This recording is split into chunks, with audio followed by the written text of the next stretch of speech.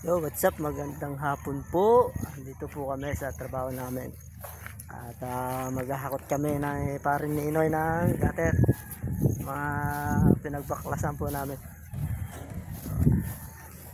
Ayan po si parin ni Inoy. Parin ni Inoy, napakasipag naman po. Wala dyan talaga. Alam mo talaga naman, totoo. Wala dyan. Bukas, may kasama ka ng Mongoloid. May kasama ka ng Mongoloid. Ewan ko, sino yun? MVP daw yun eh. Donoy!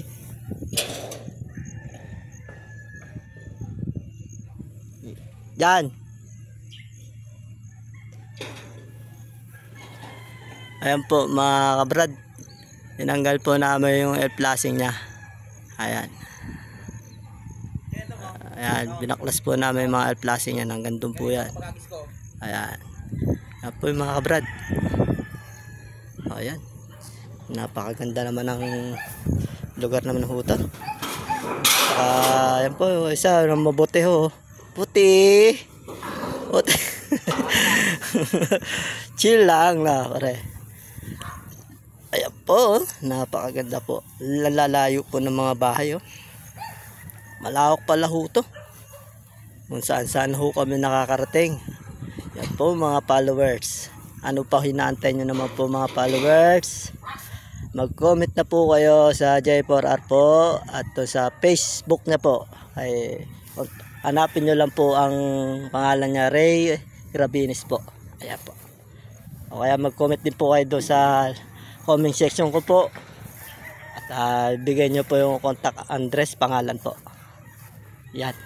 At para mabigay ko po doon sa contractor ko po. Yan yun naman po.